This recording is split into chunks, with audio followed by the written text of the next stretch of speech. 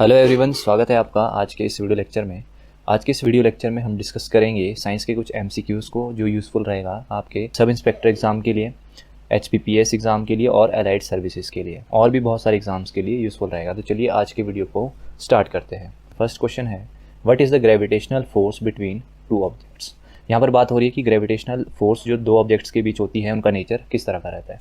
अब इस क्वेश्चन को करने से पहले सबसे पहले मैं आपको बता दूँ, ग्रेविटेशन पर जो मेन काम किया था बहुत सारे साइंटिस्ट थे, पर मेनली जो कॉन्सेप्ट लेकर आए थे ग्रेविटेशन का वो थे न्यूटन। ठीक है, न्यूटन ने ही एक लॉ दिया था, यूनिवर्सल लॉ ऑफ ग्रेविटेशन। उन्होंने इस लॉ में क्या कहा था कि जिस भी बॉडी का, जैसे मान लो ये सपोज बॉडी है, जिस भी बॉडी का मास एग्जिस्ट करेगा, जिस भी बॉडी का मास होगा वहाँ पर आपकी ग्रेविटी एग्जिस्ट करेगी।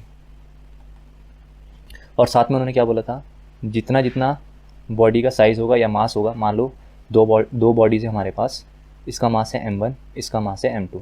तो m1 जो मास है वो क्या है, लेसर देन है m2। तो न्यूटन ने क्या ऑब्जर्व किया था, जितना कम मास होगा उतनी स्मॉल फोर्स ऑफ अट्रैक्शन होगी। और जो मेन पॉइंट उन्होंने दिया था वो दिया था कि जो ग्रेविटेशनल फोर्स होगी वो हमेशा किस नेचर की होगी, अट्रैक्टिव नेचर की, ऑलवेज अट्रैक्टिव। तो ग्रेविटेशनल फोर्स का नेचर कैसा रहेगा, अट्रैक्टिव, ये उन्होंने बताया था। अब इसके लिए उन्होंने दो एक्सपेरिमेंट किए यहाँ पर इस तरह से। मान लो दो बॉडीज़ हैं, एक का मास है m1, एक का मास है m2। और ग्रेविटेशनल फोर्स, क्योंकि उन्होंने क्या कहा था कि हर एक बॉडी जिसका मास है वो फोर्स ऑफ अट्रैक्शन लगाएगी। तो मान लो ये फोर्स ऑफ अट्रैक्शन F लगा रही है, यहाँ से ये F लगा रही है। तो अगर हम डेरिवेशन फॉर्म में इसको लेकर आए तो force is directly proportional to the product of two masses. ठीक है, और यही फोर्स इन्वर्सली प्रोपोर्शनल होगी स्क्वायर ऑफ द डिस्टेंस। यानी कि अगर हम डिस्टेंस को यहाँ पे बढ़ा देते हैं तो फोर्स ऑफ अट्रैक्शन क्या हो जाएगी, वीक हो जाएगी। ऑब्वियस सी बात है, अगर हमारे पास दो बॉडी है उनका डिस्टेंस हम बढ़ा दें तो फोर्स ऑफ अट्रैक्शन क्या हो जाएगी, वीक हो जाएगी। तो इसी चीज़ को हम इस तरह से लिख सकते हैं, force is inversely proportional to the square of the radius. अगर हम इसको कंबाइन करें तो क्या हो जाएगा, force is directly proportional to the m1 into m2 upon r square. और आपको पता है फिजिक्स में अगर प्रोपोर्शनल साइन हटता है तो एक कॉन्स्टेंट निकल के आता है, that is g m1 upon m2। अभी हम इस g की बात करेंगे अपॉन r का स्क्वायर। ये यहाँ पर डिराइव की न्यूटन साहब ने। इस कैपिटल जी के बारे में थोड़ा सा पढ़ लेते हैं। इस जी को हम बोलते हैं यूनिवर्सल कांस्टेंट। इससे एग्जाम में पूछा जाता है, इस जी को बोलते हैं यूनिवर्सल कांस्टेंट। और इस जी की वैल्यू होती है जो सीधी सीधी एग्जाम में पूछी जाती है, इस जी की वैल्यू होती है 6.67 इंटू 10⁻⁻11। और इसका यूनिट क्या रहता है, न्यूटन मीटर स्क्वायर पर kg स्क्वायर। अब देखिए इसका जो SI यूनिट है ये भी एग्जाम में पूछा जाता है। और किस तरह से आप इसको यहाँ पर फाइंड करेंगे, आपको रिलेशन पता है क्या है, F equals to G m1 upon m2 upon r का स्क्वायर। इसको थोड़ा सा सिंप्लीफाई करेंगे, ये यहाँ पे चला जाएगा तो ये बन जाएगा F r का square g as it is, साथ में क्या है m1 m2 इक्वल्स टू। ठीक है, तो यहाँ से g की वैल्यू क्या आ जाएगी, F r का square upon m1 into m2, यही बनेगा। अब फोर्स की यूनिट क्या होती है, न्यूटन, और r मतलब डिस्टेंस यानी कि मीटर स्क्वायर, अपॉन में क्या है मास, और मास की क्या होती है kg। तो 1 kg यहाँ पर है, 1 kg यहाँ पर है, तो क्या हो जाएगा पर kg स्क्वायर। तो ये इसकी यहाँ पर यूनिट भी पूछी जाती है। तो तीन चीज़ें आपने यहाँ पर पढ़ ली, एक तो क्या रिलेशन आया था, और इस जी की क्या वैल्यू होती है, और इसका जो SI यूनिट है वो क्या होता है, वो भी आपको यहाँ पे आपने सीखा। अब बात करते हैं उस क्वेश्चन की। यहाँ पर क्या बोल रहा है, what is the gravitational force between two objects. तो टू ऑब्जेक्ट्स के बीच ग्रेविटेशनल फोर्स, क्योंकि ग्रेविटेशनल फोर्स का नेचर कैसा होता है, अट्रैक्टिव। तो कैसी होगी ये फोर्स, अट्रैक्टिव होगी एट ऑल द डिस्टेंस। तो राइट आंसर है ऑप्शन नंबर सी। नेक्स्ट है question number 2, the value of g. सबसे पहले तो आपको इस स्मॉल जी के बारे में पता होना चाहिए। इसको हम क्या बोलते हैं, एक्सेलरेशन ड्यू टू ग्रेविटी। इस स्मॉल को हम बोलते हैं एक्सेलरेशन ड्यू टू ग्रेविटी। और इस स्मॉल जी की जो SI यूनिट है वो भी पूछी जाती है। तो इसकी SI यूनिट होती है मीटर पर स्क्वायर।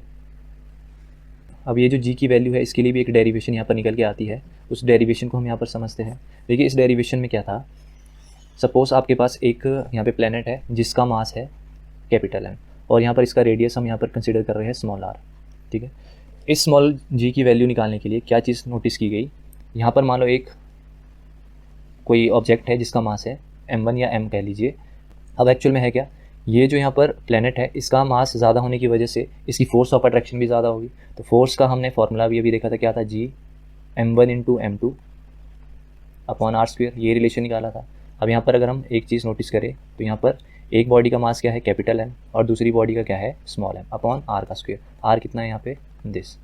ठीक है, अब यहाँ पर जो हमारे पास छोटा मास का ऑब्जेक्ट है इस पर एक फोर्स लग रही होगी ma। ये जो यहाँ पर m मास का ऑब्जेक्ट है, ये इस पर क्या लगा रहा है, फोर्स ऑफ अट्रैक्शन लगा रहा है, क्योंकि इसकी फोर्स ऑफ अट्रैक्शन ज़्यादा होगी। फोर्स ऑफ अट्रैक्शन ज़्यादा होगी तो ये यहाँ पर एक्सेलरेशन प्रोवाइड करेगा, अपनी साइड इसको खींचेगा, और इस बॉडी का मास क्या है m, तो इसीलिए F = m है। एक इक्वेशन हमारी ये बन गई, एक इक्वेशन हमारी यहाँ पर बन गई। तो इन दोनों को कंपेयर करेंगे तो हमारे पास एक रिजल्ट आ जाएगा Gm/r² = m। ये बहुत ही डीप कॉन्सेप्ट, और इनको सीखने से आपके 5-7 क्वेश्चन तो ऐसे ही सॉल्व हो जाएंगे। तो ये वाला मास इसके साथ कैंसिल आउट हो जाएगा। यहाँ से हमने ए की वैल्यू निकालनी है, तो ए की वैल्यू क्या आ जाएगी हमारी, Gm/r²। तो ये रिलेशन भी आपको यहाँ पर याद होना चाहिए। अब यहाँ पर अगर हम देखिए, अगर हम यहाँ पर इसको इस तरह से लिख दे Gm/r², तो एक रिलेशन हमारे पास ये आ गया। अब इस चीज़ से देखिए क्या क्वेश्चंस आपके बनते हैं। जैसे मान लो ये हम अर्थ का सरफेस लेके चल रहे हैं, इस तरह से हम इसको क्या बोलते हैं, इक्वेटर, और इसको हम क्या बोलेंगे यहाँ पे, पोल। अब यहाँ पर देखिए, अगर हम रेडियस को यहाँ पर बढ़ा दें, ठीक है, तो एक्सेलरेशन हमारे पास कम हो जाएगी, क्योंकि इन्वर्स रिलेशन है, a is inversely proportional to the r²। r को अगर हम कम करेंगे तो एक्सेलरेशन ज़्यादा होगी, r को ज़्यादा करेंगे तो एक्सेलरेशन कम हो जाएगी, और यही एक्सेलरेशन आपकी क्या है, स्मॉल g, इसी को ही हम क्या बोलते हैं, g।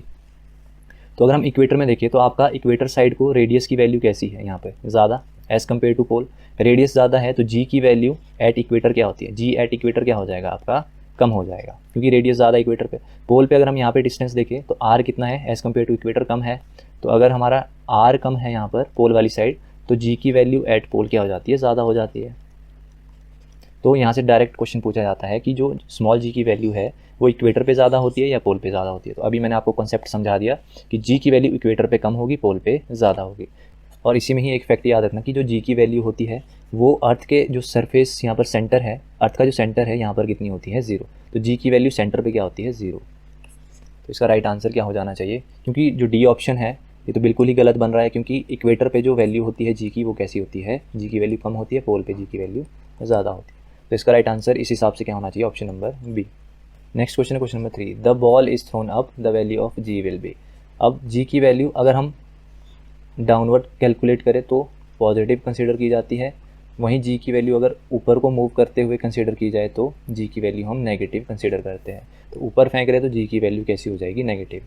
और g की वैल्यू अर्थ सरफेस पे कितनी होती है, 9.8 मीटर/सेकंड², ठीक है। और g की वैल्यू आपकी घटती बढ़ती रहती है। वहीं अगर हम बात करें जैसे मून पे, तो मून पे जो ग्रेविटी की वैल्यू है वो 1/6 हो जाती है। नेक्स्ट क्वेश्चन है आपका question number 4, the gravitational force causes. तो यहाँ पर ग्रेविटेशनल फोर्स की बात हो रही है, तो यहाँ पर हम कुछ एप्लीकेशंस देख लेते हैं ग्रेविटेशनल फोर्स की। फर्स्ट एप्लीकेशन क्या होती है इसकी, जो टाइड्स आती है वो भी किस वजह से आती है, ग्रेविटेशनल फोर्स की वजह से। मून और टाइड्स का अगर आपको नॉलेज होगा तो मून और सन की अपनी अपनी ग्रेविटेशनल फोर्स है। जब ये एक लाइन में अलाइन हो जाते हैं तो फोर्स ऑफ अट्रैक्शन लगाएंगे, ग्रेविटेशनल फोर्स लगाएंगे, तो उस वजह से आपको हाई टाइड्स और लो टाइड्स देखने को मिलेगी। सेकंड यहाँ पर जो एप्लीकेशन है वो है कि जो अर्थ का एटमॉस्फेयर है, अर्थ एटमॉस्फेयर, वो भी किस वजह से है, due to the gravity. Next है जो हम देख रहे हैं कि सन का जो डिस्टेंस है वो स्टेबल है, सन का डिस्टेंस स्टेबल है, वो भी किस वजह से है, वो भी ग्रेविटेशनल फोर्स की ही एक देन है। फिर है ट्रैजेक्टरी मोशन। ट्रैजेक्टरी मोशन क्या होता है, इस तरह से आपने देखा होगा, इस तरह से मिसाइल आपकी लॉन्च की जाती है। तो ये जो अगर मिसाइल, अगर हमारी ग्रेविटेशनल फोर्स एग्जिस्ट नहीं करती तो यहाँ से अगर लॉन्च करती कोई चीज़ तो वो डायरेक्ट सीधी निकल जानी थी। तो इस तरह से जो ये ट्रैजेक्टरी पाथ फॉलो कर रही है वो भी किसकी वजह से है, ग्रेविटेशनल फोर्स की वजह से। और fifth application most important, satellites. आज की डेट में आप GPS का यूज़ करते हैं, TV का यूज़ करते हैं, तो सैटेलाइट जो रिवॉल्व कर रहा है वो भी किस वजह से रिवॉल्व करता है, आपका ग्रेविटेशनल फोर्स की वजह से। तो इसका राइट आंसर है ऑप्शन नंबर डी। नेक्स्ट है क्वेश्चन नंबर 5, बहुत इंपॉर्टेंट क्वेश्चन है, the mass of the body on the moon is 40 kg, what is the weight on the earth. सबसे पहले तो मास और वेट का कॉन्सेप्ट जान लीजिए, क्योंकि इसमें आपको अभी तक कन्फ्यूजन है। मास क्या होता है, किसी भी बॉडी का एक्चुअल कंटेंट, एक्चुअल कंटेंट उसको हम बोलते हैं मास, ठीक है। जैसे आपका ये बॉडी है, इसमें कितना कंटेंट है उसको हम बोलेंगे मास, ठीक है। और वेट क्या होता है, इस बॉडी पर कितनी ग्रेविटेशनल फोर्स लग रही है, कितनी ग्रेविटेशनल फोर्स लग रही है उसको हम बोलते हैं वेट। ठीक है, तो एसआई यूनिट क्या होती है? मेनली एसआई यूनिट आपकी होती है केजी, मास की यूनिट होती है केजी, और वेट की जो यूनिट होती है दैट इज़ न्यूटन। और रियल लाइफ में आप इसका बिल्कुल ही उल्टा बताते हैं। आपसे क्या पूछा जाता है कि आपका वेट कितना है, आप बोलते हैं 70 केजी। पर केजी क्या है एक्चुअल में? केजी तो मास है। जैसे मान के चलो आपका जो वेट आ रहा है वो आ रहा है 70, तो 70 पे जो वेट आया वो किस वजह से आ रहा है? आपका जी की वैल्यू की वजह से, क्योंकि वेट का फॉर्मूला क्या होता है? m/g। तो ये जो 70 आया ये क्या था? मास। और उस पे जो जी की वैल्यू लग रही है वो हम कंसिडर करके चलते हैं 10। अर्थ की बात कर रहे हैं। वहीं अगर मून की बात करें तो जी की वैल्यू 1/6 हो जाती है अर्थ के वेट से। नेक्स्ट है question number 6, what is the weight of the body at the earth centre. तो अभी अभी हमने डिस्कस किया था कि सेंटर पे जी की वैल्यू कितनी होती है? 0। जी की वैल्यू 0 होती है तो वेट का फॉर्मूला क्या होता है? m/g। तो जी की वैल्यू 0 तो पूरा वेट आपका कितना निकल के आएगा? 0। तो इसका राइट आंसर क्या हो जाएगा? Option number A. नेक्स्ट बात करते हैं क्वेश्चन नंबर 7 की।